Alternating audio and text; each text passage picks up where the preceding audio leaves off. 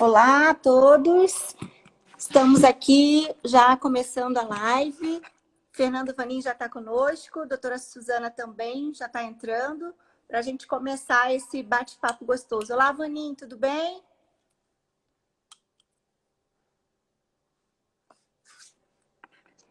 Renata, tá me ouvindo?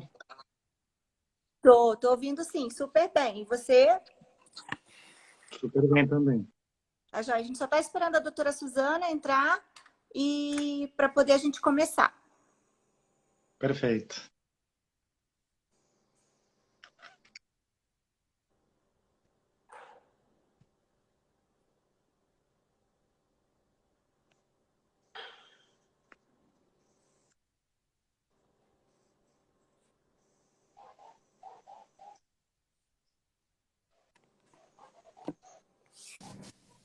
Olá, Osmir, tudo bem? Boa tarde.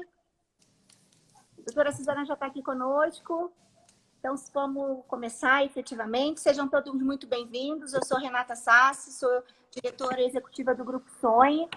E hoje a gente está nessa live para falar sobre câncer de mama e atividade física. O câncer de mama é um tumor mais incidente em mulheres. No Brasil inteiro, espera-se cerca de 68 mil novos casos. Em Campinas, é a terceira maior causa de morte em mulheres. E quando a gente vê todos os tipos de câncer existentes em mulheres, 17% delas morrem de câncer de mama. 30% dos cânceres em mulheres em Campinas são de mama também. E um ponto que é bem difícil, bem complicado, que 45% dessas mulheres são diagnosticadas numa fase já metastática, onde ela não tem mais cura. Então, é um trabalho que a gente vem fazendo de prevenção, de diagnóstico precoce, onde a gente acha que a atividade física é fundamental. Eu estou aqui, então, com o Fernando Vanin, que é secretário de Esportes e Lazer de Campinas. Fernando, por favor.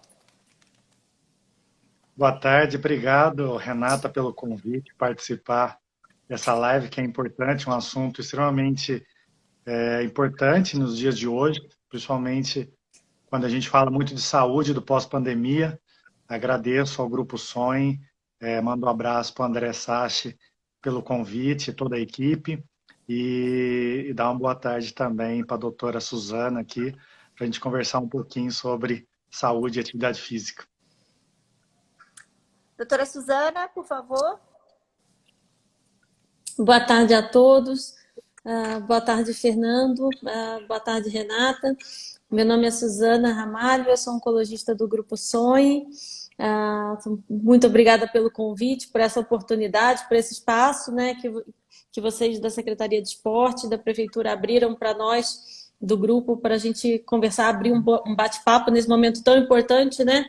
Para a gente falar um pouquinho da atividade física e também abrir um pouco desse espaço, né, do Outubro Rosa, a gente falar um pouquinho dentro da atividade física também da questão do câncer de mama e da conscientização desse mês que é tão importante. Obrigada, doutora Suzana, obrigado, Fernando. Então, vamos direto ao assunto, vamos falar realmente sobre atividade física e a relação com câncer de mama. A gente sabe, né, Suzana, que hoje existe uma relação direta entre obesidade e incidência de câncer de mama. E também tem uma relação direta do envelhecimento e o câncer de mama. E se a gente juntar o envelhecimento com a obesidade, isso pode potencializar ainda mais. A gente sabe que a população de Campinas é uma população que tem um percentual de idosos alto, comparando com o Brasil como um todo. E eu queria um pouquinho da sua opinião com relação à obesidade, envelhecimento e o câncer, essa relação que a gente tem. Então, vamos contextualizar um pouco os três aspectos mesmo, né? Primeiro, a questão da obesidade, né? Então, a obesidade é o que a gente chama de um fator de risco. Então, ter obesidade é algo que aumenta a chance de desenvolver o câncer de mama. E até eu vou colocar aqui não só o câncer de mama. A gente tem pelo menos em torno de 5, 6 tumores que estão muito associados à obesidade. Então, ter todo um tecido gorduroso aumentado, ele aumenta o risco de câncer. Câncer de mama é um deles, especialmente quando a mulher já está menopausada, é que todo aquele tecido gorduroso aumentado, ele aumenta muito a chance de câncer de mama. O câncer de útero também é muito associado à obesidade, é um dos que são mais associados, assim, quase 20 vezes mais chance de câncer de útero pela obesidade. O câncer de intestino, também muito associado, e outros menos associados, mas também importantes, que é o câncer de rim e pâncreas. E aí, o que eles têm em comum quando a gente fala principalmente intestino, útero e mama? Eles são cânceres de regiões de inflamação, cânceres associados a hormônios, a órgãos que têm uma associação muito grande com açúcar, com insulina, com hormônio como estrogênio. Então, o que acontece? O nosso corpo ele tem que metabolizar, ele tem que estar sempre num certo equilíbrio. Quando a gente tem muitas células gordurosas, que elas são muito grandes, elas ocupam um espaço muito grande, elas precisam e gastam muito oxigênio, elas geram todo um ambiente muito inflamado. Elas são muito inflamatórias e elas, com isso, elas propiciam todo um ambiente ruim e de pouca oxigenação. Desse modo, todas as nossas células têm que multiplicar o tempo todo. E um câncer, um tumor, é uma multiplicação que deu errado. Ela tem que multiplicar, tem que ser toda organizada na hora de multiplicar. E na hora de multiplicar, aquela multiplicação deu errado, gerou uma mutação. E aí aquilo foi acontecendo de uma maneira errada, vai virando uma bola de neve e vai gerando um tumor. Então, todo aquele órgão que está sempre muito inflamado, com muita gordura, se ele gera, numa multiplicação errada, ela vai sendo aumentada, aquilo gera um tumor. Então, por isso que a obesidade, que tem sempre muita gordura junto, ela é um fator de risco para esses tumores de mama, de endométrio, né, que é o útero, e principalmente de intestino. Imagina que ao longo do tempo, né, o nosso organismo ele é uma máquina, né, que vai envelhecendo, né? Quanto mais tempo de inflamação, de gordura acumulada vai acontecendo, então quanto mais envelhecendo a gente vai, com mais inflamação, mais esse risco vai acumulando. Então, para a mama, por exemplo, que já é um tumor, né? O envelhecimento ele já é um fator de risco. Com a obesidade, isso vai aumentando mais ainda. Acho que é basicamente essa associação grande que a gente tem, sabe? Do envelhecimento, da obesidade e esses tumores, principalmente da mama. Obrigada, Suzana. Fernando, falando um pouquinho sobre o esporte, né? A gente sabe que o esporte ficou comprometido bastante durante a pandemia, como outros setores também, né? Mas vocês sempre tiveram uma atividade para idosos muito grande, né? Então, assim, eu queria saber agora, com esse retorno aos poucos, com todo o protocolo necessário, o que a Secretaria de Esportes tem feito para estimular a atividade física para os idosos, para justamente diminuir o risco de obesidade e doenças como câncer, cardiopatias e por aí vai. Acho que todo mundo, chovendo molhado aqui, falar que a pandemia estragou o esporte completamente. Começou pelos eventos e depois foi seguindo com as atividades físicas, mesmo porque quando a gente fala de atividade física, a gente fala de contato, a gente fala de suor, a gente fala tudo que vem de encontro que a pandemia pede, né? Que não pode chegar próximo, nos perdigotos, tanto do suor, da boca, enfim, no contato com outra pessoa, isso faz a transmissão ser mais fácil. O que a gente tem feito, que a gente sempre começou a fazer antes da pandemia, os grupos de idosos que tem na Secretaria de Esportes, que eles frequentam as praças de esportes, eles recebem aulas ministradas por professores da própria secretaria, seja de hidroginástica, atividade como caminhada, também utiliza-se bastante a academia, antiga academia terceira idade, que agora chama academia ao ar livre, e também aulas de ginástica no geral. Também temos, se for falar de esporte em si mesmo, a gente tem um grupo muito grande de voleibol adaptado. Em Campinas, ele é campeão até dos Jogos Regionais do Idoso com o vôlei adaptado. Então, a demanda que tem de idosos em Campinas é enorme. Não precisa atrair nenhum idoso para a praça de esporte, que eles vão e são exigentes. Até a doutora Suzana aqui falou, e é bem verdade, a gente recebe muito idoso lá com alguns problemas até de cardiopatia, obesidade, e muitos também com problema até psicológico, que estão meio depressivo, não tem nenhum, às vezes, estímulo para fazer alguma atividade física. E a gente sabe que a atividade física, o esporte em si, ele ajuda tudo nisso. Não só na parte fisiológica do corpo, como a doutora Suzana falou, mas também na parte psicológica. A endorfinar o corpo ajuda muito, e isso estimula outras maneiras também. Eu acho que ele se sente melhor quanto pessoa, nisso daí ele começa a se cuidar mais, no ato dele se cuidar mais, ele tenta se alimentar melhor, aí a questão da obesidade vem em paralelo a isso. Eu acho que é uma bola de neve para o lado positivo, e também vem uma bola de neve para o lado negativo. Quando a gente vê que não estimula a atividade física, ele fica mais depressivo, ele acaba não fazendo atividade e começa a ter o sedentarismo, obesidade, e aí vai voltando tudo por estaca zero. A gente está retomando, nesse período, antes da retomada, no período de pandemia, a gente começou a fazer muita atividade online. E por incrível que pareça, o idoso, ele absorveu bem a tecnologia Legal. e fez muita atividade online. Isso a gente achou muito legal e o que é mais importante, a gente viu que o pessoal da família ajudou muito. Tinha muito filhos que colocavam no Google Meet, que a gente utilizava na época. Então, essa interação entre o idoso e um membro da família foi muito interessante. Eles começaram, foram os primeiros a parar as atividades, porque estava aquela limitação no começo acima de 60 anos, e praticamente os últimos a voltarem. Por quê? Eles ainda têm medo. Diferente das pessoas mais jovens, eles têm medo de voltar e contrair alguma infecção com a Covid. Então, muitas das atividades ainda estão sendo de forma híbrida. Então, uma parte vem de forma presencial nas nossas praças de esportes e outras de forma online. Nessa retomada, a gente já começou a fazer aulas de hidroginástica, ginástica, alguns grupos de caminhada também.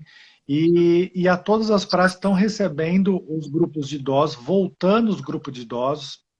Infelizmente não são todos, alguns a gente perdeu, porque por causa da Covid, mas assim, o entusiasmo deles voltarem é gratificante demais, eles percebem que necessitavam e a demanda é enorme. A Secretaria de Esporte está assim, tomando muito cuidado em poder atender toda essa demanda, mesmo porque tinha muitos que frequentavam clubes, academias, e devido a problemas até mesmo econômicos, partiram para praças de esportes. Então, assim, a gente tem que tomar muito cuidado com o volume que vai absorver e não ter a atenção e a qualidade como deveria ter. Então, a demanda é enorme, a gente não precisa nem estimular que eles vão nas praças de esportes. Excelente, Fernando. Teve uma pergunta do Matheus, mas eu acho que você já perguntou. As praças, então, já reabriram, claro, dentro das condições que ainda permitem um pouco de segurança para todo mundo. E as piscinas, no caso, você também já respondeu que a hidroginástica também voltou para os idosos, né? Isso, como é que a gente está fazendo? A gente tem 16 piscinas, a gente está começando aos poucos, mesmo porque muitas das piscinas elas estavam com nível baixo, para não gastar muito produto químico, água, enfim. E agora, para retomar todas as piscinas, primeiro vai um custo muito elevado de água e estamos num momento de estiagem. Então, a gente está priorizando algumas regiões, absorvendo esse contingente, mas aos poucos a gente vai abrindo de forma de mês a mês, de 4 em 4 piscinas. Que bom, Fernando. Tomara que até o verão sejam todas abertas também, porque é uma maneira de recreação também, além do esporte, né? E eu falo geralmente que o esporte ou a atividade física, ele não faz bem só ao corpo, mas faz bem também à mente e à alma. E você falou realmente desse processo de isolamento, de depressão. Eu acho que a atividade em conjunto também e se exercitar. Obrigada, Fernando. Muito bom saber desses programas da família. Pode falar, Suzana. Eu ia só acrescentar que eu achei bem interessante, Fernando, de você falar desse acolhimento das pessoas voltarem, né? E esse voltar com com toda a experiência pós a pandemia, né? Do estresse que carregaram esse tempo todo, né? E a demanda que eles estavam voltando, né? Não só todo o estresse que aconteceu financeiro, né? Mas também o emocional, né? Que trouxeram, né? Das vivências que tiveram, de familiares, né? De perdas mesmo, né? Então, trazem a demanda muito grande, né? De vivências que precisam ter, de reencontrar pessoas, né? De ter de novo a vivência de grupo, né? De atividade física, não só o físico, né, mas o sentimento, né, de convívio, né? As pessoas vão estar precisando muito disso, né? Os idosos, então, a gente só imagina, né, o quanto, né? Principalmente, né? Essa Ainda interação, falando a de... interação entre eles é muito grande. Isso que é o que a falta que eles tinham é mesmo até mesmo do contato, não era nem da atividade física, da troca de informação, do convívio, às vezes até de fazer um café da manhã. Isso é uma coisa que para eles faltou muito. Sim, com certeza. E assim, falando ainda de prevenção, né? A gente falou do idoso e realmente a Suzana falou da importância, né, da atividade física para ele. O Fernando falou um pouquinho sobre o que se tem hoje disponível nas praças, nas piscinas que estão abrindo aos poucos de novo. E agora eu queria perguntar para a doutora Suzana, falar sobre as últimas recomendações da Organização Mundial de Saúde para a prevenção de câncer. Ou seja, quanto tempo por semana, que tipo de atividade deve ser feita e o que é atividade física? Né? Porque a atividade física é muito abrangente. E eu queria saber um pouquinho das recomendações mesmo da Organização Mundial de Saúde. Elas são desafiadoras para a gente, porque a gente sabe que uma das coisas que a gente mais confunde, às vezes, é justamente assim, o que é atividade física e o que é ser ativo, né? A maioria e muitas das mulheres mesmo que eu atendo no dia a dia, falando um pouquinho, né, já que a gente está falando também do Outubro Rosa, tem muitas mulheres que fazem, não, mas eu sou muito ativa, eu não paro o dia inteiro, eu estou fazendo alguma coisa, né? Então, assim, a atividade física é alguma coisa programada, é regrada, é quando você separa aquele horário do dia, aquele horário da semana para fazer alguma coisa organizada. Então, é uma atividade que você tem regular. Né? Então, não é um dia ativo, né? Um dia que você está sempre arrumando alguma coisa, arrumando a casa, não é isso, é uma atividade regular. Né? Então, é sair para, por exemplo, fazer a caminhada todo dia, 40 minutos, marcar, lógico, eventualmente, né? Uma natação, uma musculação, uma aula de dança, isso é uma atividade física. Não é ser uma pessoa ativa, que são coisas distintas. Então, a recomendação é uma atividade física, então algo programado, de 150 a 300 minutos por semana. E é algo de uma intensidade média a moderada intensa. Então, é algo que tira um pouco o fôlego. Então, não é aquela caminhada que você está conversando, é aquela caminhada que vai entrecortar um pouco a voz. Então, isso dá 2h30 a 5 horas por semana. Isso mudou recentemente. Então, é algo que é desafiador para a gente, né? Porque você tem que programar essa atividade física, porque é uma atividade física, não é ser uma pessoa ativa, né? Então, realmente, isso é diferente. Tá? Então, é desafiador mesmo. Existe diferença assim, tá bom, então hoje eu acordei inspirada, vou fazer meus 150 minutos de um dia só. Existe alguma recomendação que não pode ser tudo de uma vez só, que tem que ser dividido? Existe alguma coisa nesse sentido? Eles falam para você dividir idealmente, acho que 3 vezes na semana. Não sei se o Fernando Vanin tem alguma coisa para me acrescentar em relação a isso. Mas acho que eles pedem minimamente para dividir pelo menos 3 vezes na semana. Entendi. 3 a 5 vezes na semana.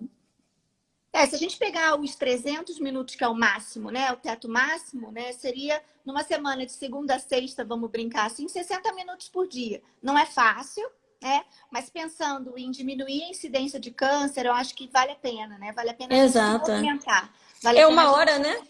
1 hora segunda a sexta. É 1 hora para o seu corpo, para sua mente, para sua saúde, né? 1 hora para você. Né? A gente precisa realmente administrar melhor o tempo, né?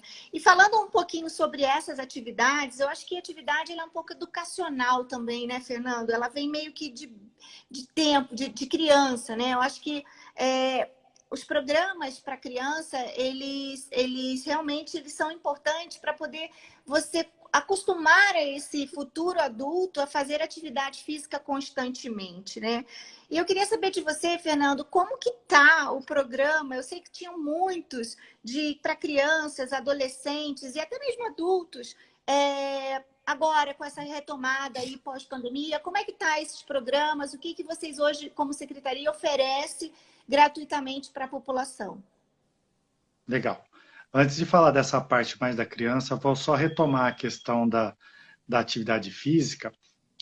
Pelo menos na área da educação física, a gente distingue bastante o que é uma atividade física, um exercício físico e um esporte. Então, quando a gente fala do exercício físico, que é a caminhada sistemática, que eles estão até a OMS coloca a questão de quantas vezes na semana e qual o tempo disso daí, a gente tem que pensar também que não é uma receita de bolo. Tem que verificar quem é a pessoa, qual que é o histórico dela de atividade física, se ela tem uma cardiopatia, se ela tem alguma doença já pré-existente. Então, é um referencial só que eles colocam, até mesmo de 3 ou 4 dias, ou 5 dias. Lembrando que você fazer uma caminhada durante 1 hora é diferente de ficar 1 hora nadando. O gasto energético nadando é muito maior, o preparo físico tem que ser muito maior. Então, ele faz uma base, só para o pessoal ter uma noção no quanto é isso. Lembrando que a gente está falando de atividade física e exercício físico, e não o esporte. O esporte já é aquelas modalidades mais conhecidas, que tem uma regra para isso, que existe uma competição. Então, existe uma certa distinção quanto a isso. Mas, de qualquer forma, independente quais são os conceitos, o interessante é sempre manter ativo, como que essa palavra, o ativo não é simplesmente fazer os movimentos no dia a dia, mas fazer de uma forma sistemática, com horário pontual, que você tenha foco nesse exercício e que você cria uma metodologia e um objetivo. Isso que é o mais importante. Isso daí que vai te dar respaldo para que você tenha ímpeto para fazer cada vez mais e cada vez mais sistemático. Agora, para você chegar num idoso que seja ativo, você tem que começar na criança ser ativa. Porque se uma criança sedentária, é difícil você pegar um idoso que seja ativo. Então, o foco da prefeitura e das prefeituras deveriam ser as crianças. A formação esportiva, o esporte de base, a introdução do exercício físico e atividade física na criança. A gente tem nossa escola de esporte, cada vez tem procurado ter mais crianças em todas as regiões da cidade. A gente não faz isso simplesmente só com a Secretaria de Esporte, a gente tem associações esportivas que ela recebe um fundo da Secretaria de Esporte, através do edital, que fomenta toda essa parte esportiva na categoria de base e formação. Isso em várias modalidades. Então, a gente tem desde a ginástica artística, que é uma graça, toda criançada lá, todo uniformizado, cheio de regra. Temos escolinha de futsal, bastante também de futebol. Handball também, a gente está cada vez mais crescendo. E a gente está retomando algo que Campinas era praticamente, vamos dizer assim, era ícone na modalidade, é a natação. A gente perdeu muito com a natação durante alguns anos. A gente sabe que Campinas, não só Campinas, mas como o Brasil, o que se fomenta muito o esporte no país são os clubes.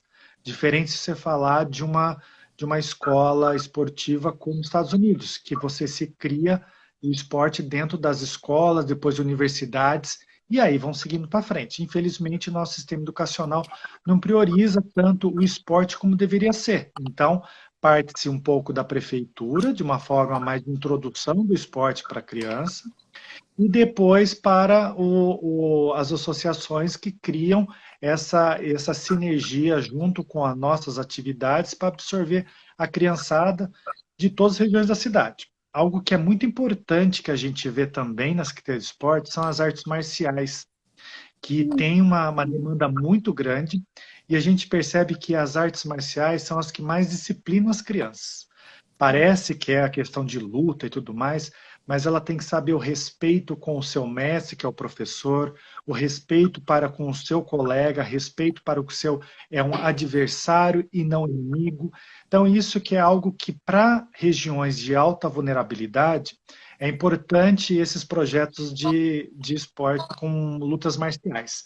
Então, a gente tem feito vários projetos de iniciação. Infelizmente, a gente não consegue dar conta. A gente abriu aulas de natação em algumas praças. A abertura durou um dia só. A gente conseguiu em cada praça 50 crianças. Já tem 90 pessoas em cada praça em lista de espera, mas a gente não tem como absorver tanto. Então, demanda cria demanda. A gente sabe que precisa de esporte, precisa de física. Eu acho que no pós-pandemia se falaram muito em comorbidade e falou também de esporte e saúde. Não só esporte, né? A gente está falando muito da atividade física aqui. Então, essa associação do esporte e saúde, o sedentarismo é ruim e tudo mais, acho que o pessoal colocou um pouco no seu dia a dia a preocupação em fazer alguma atividade física. Isso é ótimo, porque o que a gente consegue investir, que a gente acha que não é gasto, no esporte, a gente ajuda no pessoal da saúde. Porque a saúde, onde assim, a gente fala Secretaria de Saúde, ela tem que tratar da doença da pessoa. A gente tem que tratar da saúde dela, manter essa. Então, acredito que esse gasto para nós é um investimento para futuramente a Secretaria de Saúde ou o setor de saúde não tenha tanto gasto. Isso é um fato, né, Fernando? Hoje a gente já tem estudos que realmente mostram que você investir em atividade física, você vai ter realmente uma diminuição, isso já é fato, do número de algumas doenças. Ou seja, você vai ter um impacto orçamentário na saúde no futuro um pouco menor. Mas, assim, esse processo ainda é cultural também, né? A gente precisa, todo mundo estar junto dentro de um processo. As empresas privadas também precisam entender que tem que apoiar o governo para poder ajudar também a aumentar a chance de outras crianças fazerem atividade ou adolescentes. Mas eu queria falar até um pouco para você, Fernando, que depois da Olimpíada vocês vão lançar o centro de skate aqui em Campinas. Que legal! Pode falar um pouquinho para a gente sobre isso? Falo sim. Então, agora só voltando em questão da criança, que você falou que é muito importante, realmente eu acho que isso daí é um pouco de transformação nacional, não digo só aqui em Campinas, do sistema educacional, de colocar a parte de atividade física de algo muito importante nas escolas, desde criança até mesmo nas faculdades. Eu lembro que eu fiz faculdade na PUC, a gente poderia pegar qualquer atestado lá e não fazer. Eu acho que deveria ser algo muito mais colocado com rigidez para que tenha futuro essa questão da prevenção da saúde. A questão do skate foi um achado. Numa reunião com o secretário de Estado de Esporte, que veio em Campinas, para pontuar alguns locais para fazer investimento, hoje mesmo a gente entregou uma quadra revitalizada ali perto do cafezinho. Foi numa conversa meio que informal, ele estava falando com o chefe de gabinete, dizendo que a Confederação Brasileira de Skate estava procurando um local para instalar um centro de treinamento. Bom, eu tenho um centro de treinamento ali no Swiss Park, ele foi concebido há mais de 12 anos atrás, e ele, por motivos ou outros, ele não andou muito para frente. Enfim, fiz a proposta, consegui fazer reunião junto com o presidente da confederação e convidei a fazer uma visita. Naquela visita, ele gostou do local, mas ele estava pleiteando ainda Curitiba e Guarulhos. Só que o centro de treinamento lá foi muito bem pensado. Então, a gente está no Swiss Park, que está ali, questão de minutos no aeroporto. A gente tem fácil acesso para a capital, fácil acesso para o interior, e a gente chega no centro de Campinas totalmente fácil, cheio de shopping perto, hotéis perto. Então, o que é legal? Ali era para ser um centro de treinamento em Campinas, era para ser um centro nacional que estava em Campinas. Só que por mando e desmando ficou de Campinas. Então, oferecendo para ele, gostou muito do local, e a gente conseguiu, né, depois das Olimpíadas, foi fechado lá em Tóquio mesmo, porque conversou com o pessoal de Brasília, e a gente conseguiu um custo de 8 milhões, eles estão trazendo esse dinheiro, vem do governo federal, e eu acho que isso daí é muito importante, porque o skate, vocês podem ver até a questão da fadinha e tudo mais, mas ele é historicamente, ele é um esporte muito para criança e adolescente. Vocês podem ver que vocês vão ver que tem muito adolescente que vão ser campeões. Então, isso é uma coisa importante, porque depois desse auê todo, tenho certeza que muitas crianças pediram skate para os pais.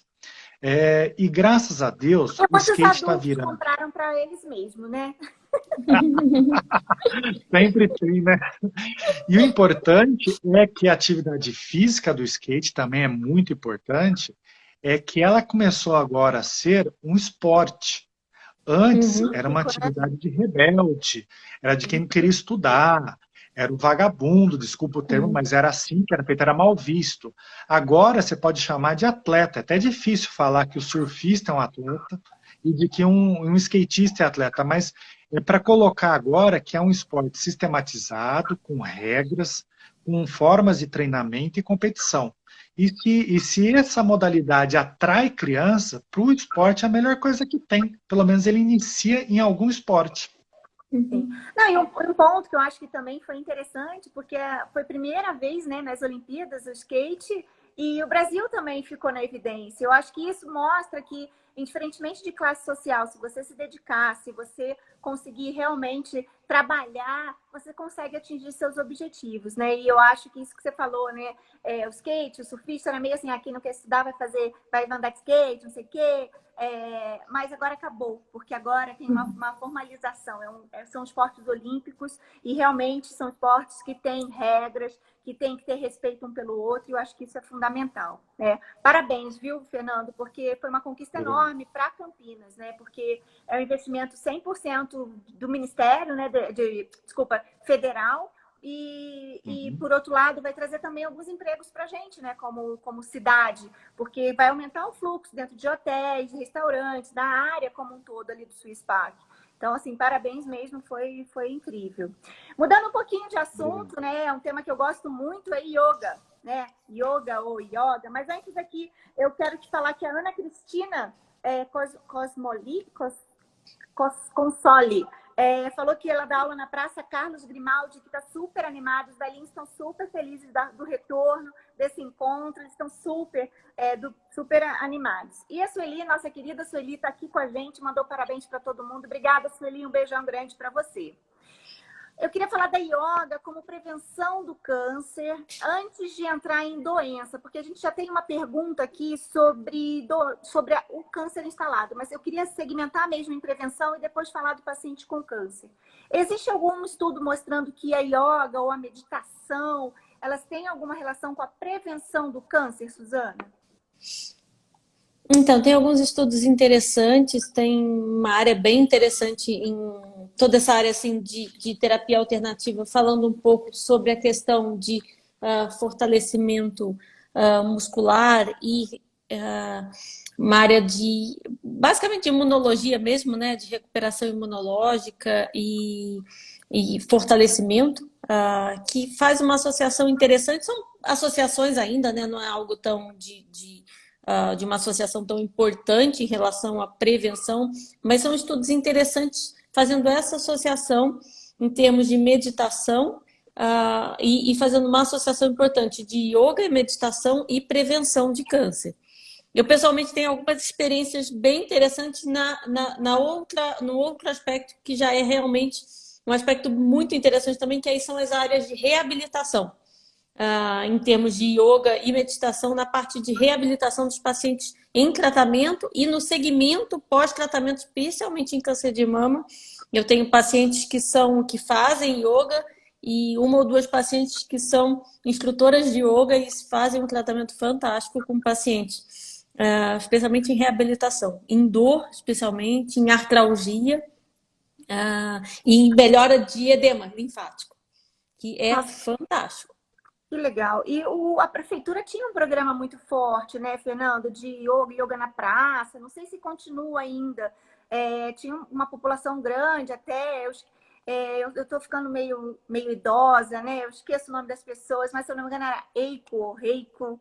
Ela era a líder, Eiko. ela era a líder, uma pessoa super querida. Ainda tem esse projeto da yoga, yogas nas praças, também gratuito para a população?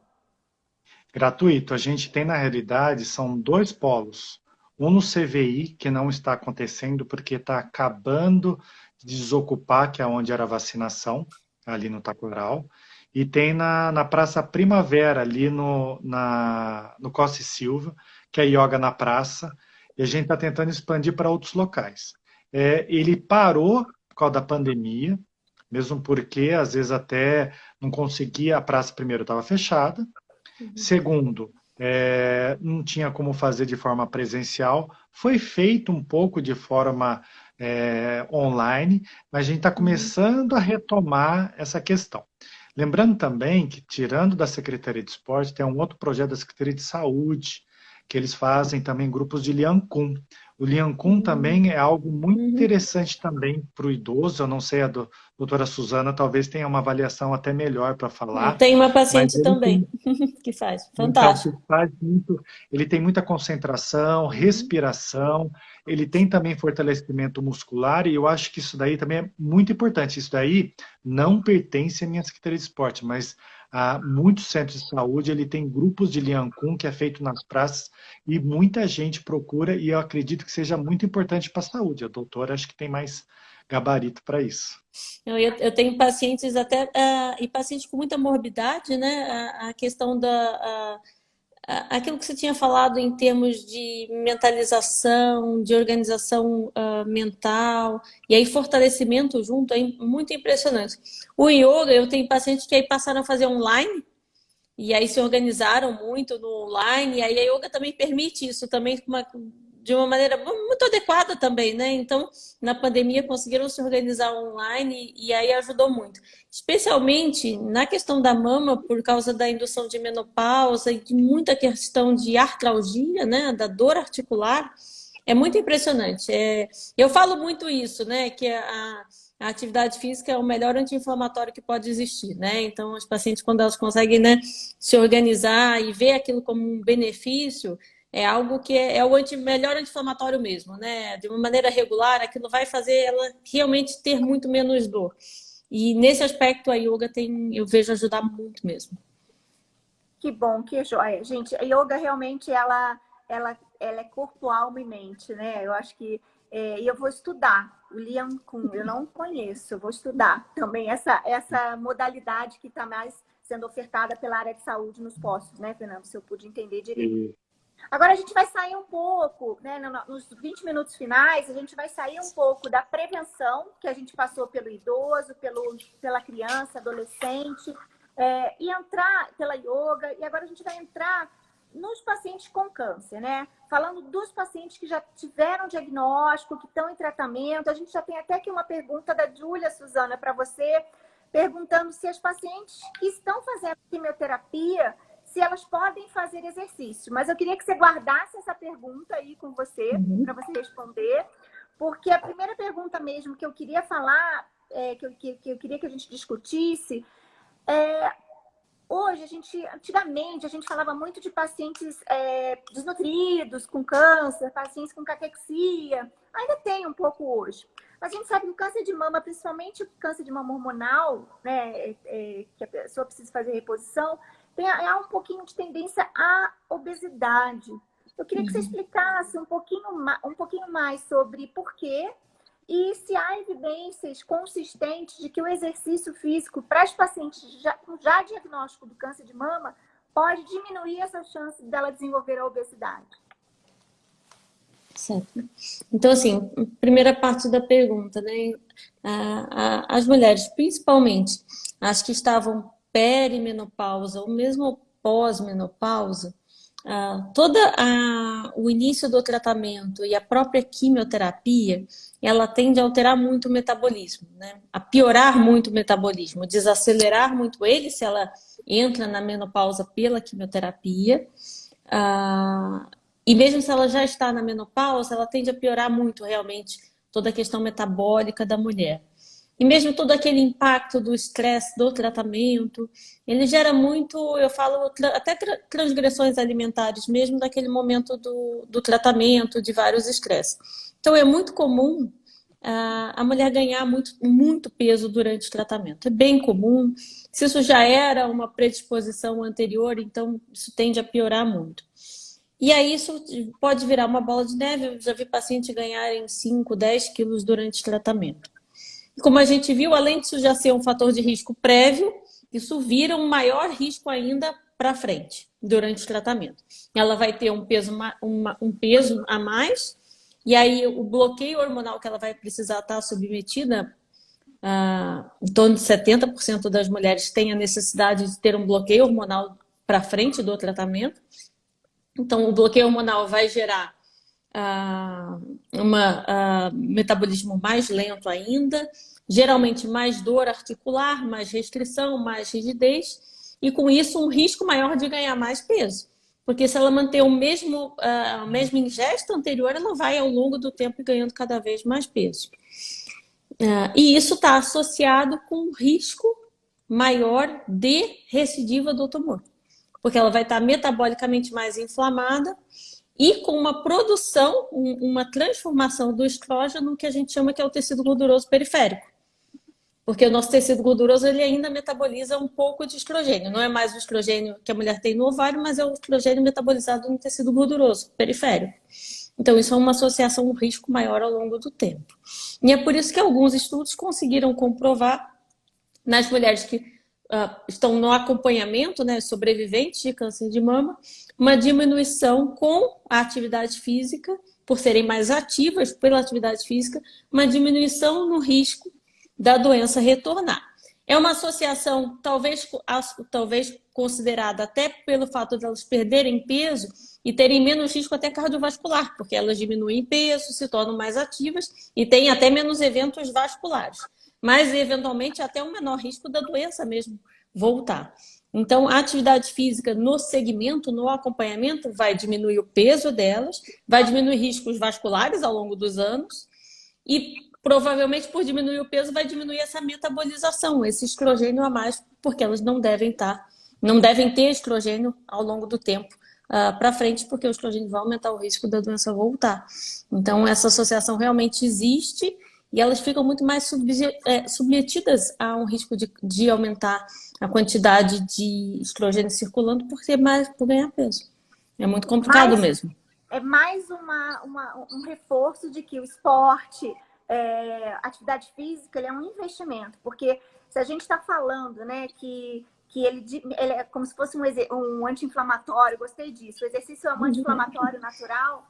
Consequentemente, a mulher tem menor reincidência do câncer, menor risco de doenças cardiovasculares, ou seja, você tem um impacto orçamentário na saúde também menor. Então, o exercício, ele é, sim, necessário, até mesmo se a gente for falar em budget, né, em dinheiro da saúde. Então, assim, custa menos em tudo, né? Gasta menos, exatamente. É difícil da gente mensurar e mostrar isso, eu acho que é difícil, mas fica aí um desafio para vocês, médicos também, quem sabe criar uma ferramenta que a gente consiga quantificar o quanto que isso pode ajudar no impacto orçamentário da saúde, ou seja, investir em esporte, em exercício físico pode melhorar. Então, acho que fica aí também um desafio para a gente tentar fazer essas análises. Eu lembrei como... Eu vou falar só uma coisinha como o Fernando falou. Tudo isso tem que ser muito personalizado, né? Como o Fernando falou, cada atividade física depende se é um idoso, se é uma pessoa jovem, se é uma criança, né? E para as mulheres que vivenciaram câncer, né? Tudo muda muito as perspectivas, né? Eu falo sempre, encontre algo que você gosta, né? Você gosta da caminhada, você gosta de dança, você gosta... Eu tenho uma paciente muito querida que ela gosta de Muay Thai, né? Perdeu 20 quilos fazendo Muay Thai, maravilhoso, né? Tem que encontrar alguma coisa que ama, né? Que seja um esporte mesmo, né? Que tenha competição, que seja uma atividade física, né? Que vire uma rotina, mas que seja algo realmente que faça sentido, que entre dentro de uma rotina, né? Porque tem que ter esse sentido dentro, né? Que faça parte, certeza. né? Com certeza, né? Eu acho que isso é fundamental. E pegando o gancho do que você falou, Suzana, a gente tem que realmente entender o momento que está essa paciente. Ou seja, eu às vezes me questiono, Fernando, se os profissionais da área de educação física, eles estão preparados para cuidar e para serem treinadores, vamos dizer assim, dos pacientes com câncer. Às vezes eu me questiono um pouco, né? Se você vai para uma academia, tem a questão também da paciente, às vezes, não querer ir naquela energia ali daquela academia. Mas e se ela chegar lá, né? Se ela conseguiu se convencer que é importante para ela chegar lá, será que todos os profissionais estão preparados para isso, né? Existe algum programa que vocês estejam pensando para futuro breve, ou futuro a longo prazo, que a gente possa entender que um programa de cuidado de pacientes com comorbidade, né? Eu falo câncer porque é o que a gente está falando hoje aqui, mas a gente sabe que tem outras comorbidades que também precisam de atividade que eu não sei, eu não me sinto segura se todo e qualquer profissional está preparado, porque na faculdade a gente vocês não veem muito, né? Então eu queria entender um pouquinho da concepção sua como gestor hoje da Secretaria de Esporte, o que você pensa sobre esse assunto? Não, acho que isso daí é muito importante o que você disse. Nem todos estão preparados mesmo porque é uma gama muito grande de doenças e também um acompanhamento muito específico de um médico e que, de repente, pode ter algo falho para quando a gente passa para a atividade física. Então, é por isso que, na Secretaria de Saúde, existe o que chama de NASF, que é o Núcleo de Apoio à Saúde da Família. Esse núcleo, ele é multidisciplinar. Ele tem desde o pessoal que é médico, o pessoal, os dentistas, o psicólogo, e também tem o profissional de educação física ligado à Secretaria de Saúde. Ou seja, ele não faz um trabalho isolado, ele faz em conjunto. Então, a orientação que ele recebe é de um médico ou de vários médicos ligados a isso. Se é um caso específico de uma pessoa, de repente, que veio de um câncer. Agora a gente está também nesse desafio de um pessoal que veio de uma recuperação de um Covid. A gente não sabe quais são, é tudo muito novo, até mesmo os doutores veem isso. A gente fez uma conversa com uma faculdade aqui de Campinas, a preocupação de doenças adquiridas que não estão manifestando.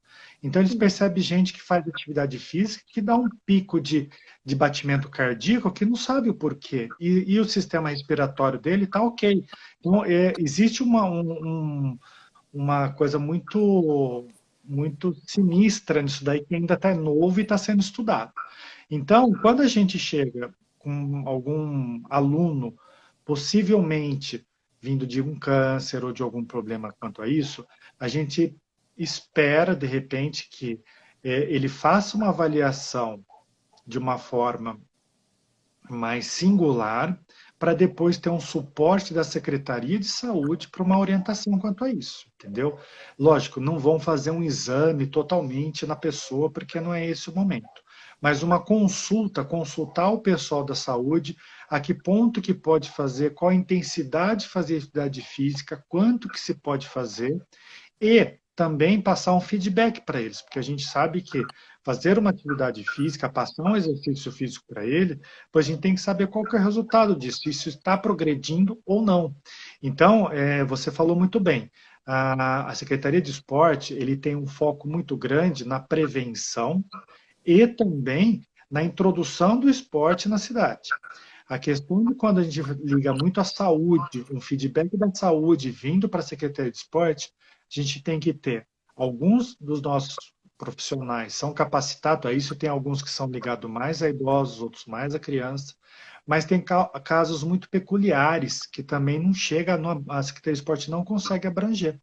Por isso que aí a gente consegue o suporte da Secretaria de Saúde, que a gente sabe a dificuldade que é a Secretaria de Saúde, é um volume muito grande, mas a gente tem esse NASF, que é o núcleo, que ele é dividido por regionais da cidade, e ele pode orientar de uma forma mais sistemática e concreta um paciente nesse sentido. A gente observa também que a gente recebe muito pessoal, na realidade, com obesidade.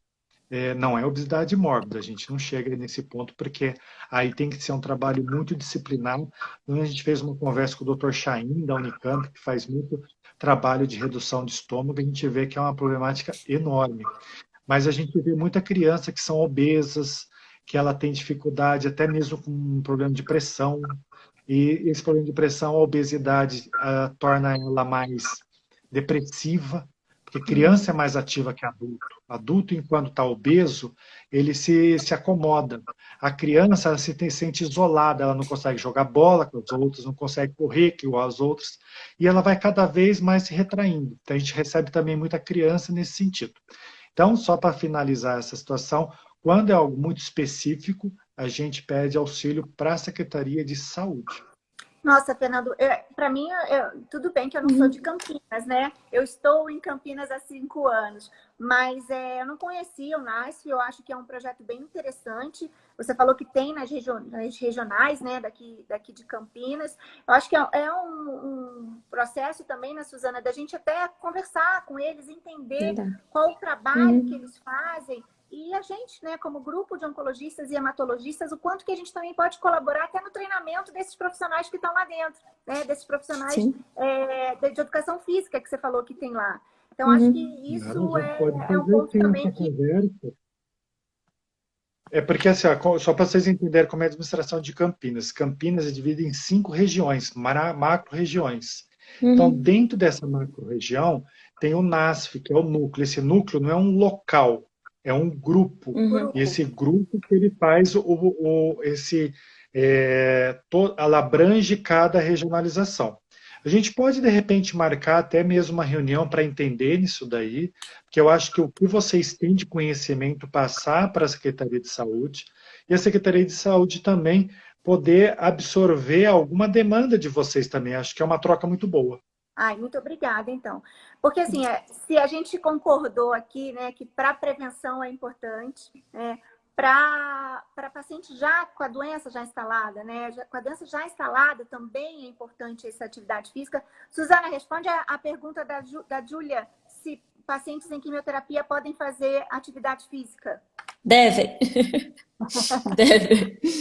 Devem. Você sabe que antigamente a gente até fala que o médico falava assim, pode, mas vai com calma. Isso não existe, né? Mas, na verdade, os pacientes devem ser, né, atendidos, né, e acolhidos, né, seguidos por um bom, né, educador físico, né, alguém preparado para atendê-los, porque a atividade física durante quimioterapia, né, durante o tratamento oncológico, ele tende a diminuir as toxicidades do tratamento oncológico, especialmente as toxicidades cardíacas.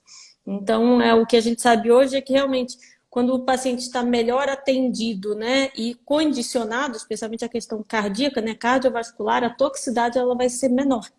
Então, e tem estudos interessantes, tem colegas em pós-graduação que fazem estudos né, colegas da educação física, né, educadores que fazem essa parte, pesquisas bem interessantes nessa área, e realmente isso é algo bem atualmente comprovado, né? Então é ao contrário. É claro que é aquilo, como o Fernando falou, você tem que entender de que base aquele paciente veio, né? Então, alguém que nunca fez nenhuma atividade física, ele tem que ir começando de algum lugar, né? E aí, começando a progredir, porque o ideal é que ele realmente consiga fazer alguma atividade física durante o tratamento, porque isso vai diminuir as toxicidades que ele vai ter. Gente, a gente está chegando ao final da nossa live. Tivemos algumas mensagens de parabéns. Osmir, querido, beijão, viu? Espero que você já esteja bem recuperado.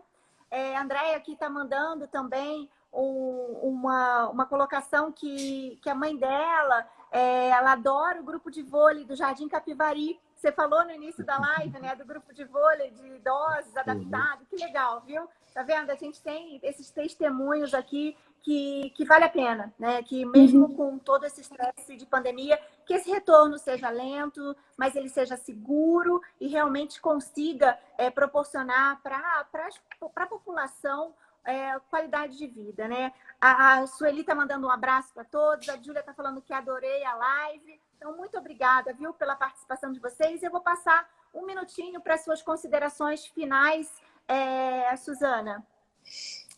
Bom, acho que o resumo que a gente tem é que a atividade física ela é prescrição para nós, né, hoje em dia, né? Ela é importante para a prevenção, ela é importante durante o tratamento, ela é importante durante vários aspectos da reabilitação.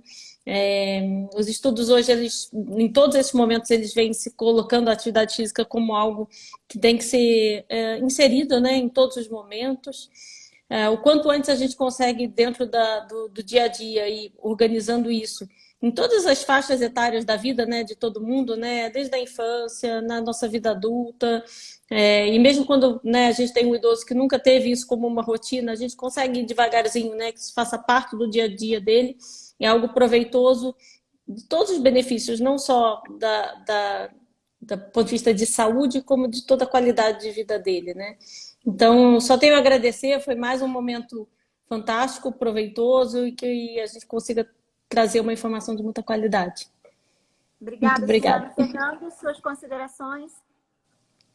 Eu vou assinar embaixo o que a doutora falou, que eu acho que é isso mesmo.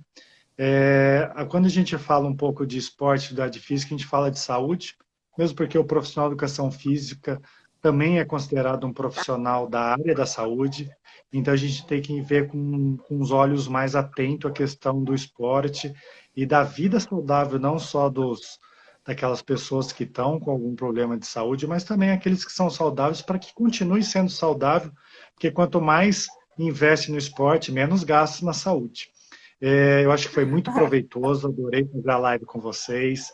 Parabéns ao Grupo Sonho pelo trabalho que tem feito na área de oncologia. Doutora Suzana também, parabéns pelo seu trabalho, pela sua didática em expor esse assunto que é um tanto delicado. E a Secretaria de Esporte está à disposição no que vocês precisarem e precisar de alguma ajuda dentro da Secretaria de Saúde, estou à disposição. Obrigada, Fernando. A doutora André Sassi está mandando parabéns, Suzana, pela clareza e esclarecimentos para a população. E, Fernando, parabéns pela transparência e, principalmente, competência para cumprir os objetivos de um gestor público, né? Que hoje em dia a gente sabe que não é fácil. Então, parabéns. Eu vou quebrar um pouquinho o protocolo e quero saber um pouquinho de vocês também. Suzana, um esporte. Ai, meu Deus do céu. Eu faço a musculação regular, de obrigação, e equitação, porque eu gosto eu gosto de dar maçã pro cavalo, assim. Ela não me julga. Ela não julga, entendeu? Não Conversa. Ela não me julga. A égua não me julga. O cavalo não fala nada, né? Ele não só fala nada, tão boazinha. Ela é tão boazinha. E a musculação, que é a obrigação, que eu preciso. Bom, ultimamente eu só faço musculação. Eu só faço a musculação no meu condomínio. Eu tive um histórico, fui triatleta há um bom tempo, eu parei. Só eram provas longas, então exercício era o que eu mais fazia. Era 2 treinos por dia. E deu meus frutos, eu consegui conquistar o que eu queria. E agora estou mais maneirado com a caminhada. Agora eu faço as pessoas fazerem esporte também. Muito bem, gente. Era só para descontrair um pouco. A gente chegou ao fim da nossa live.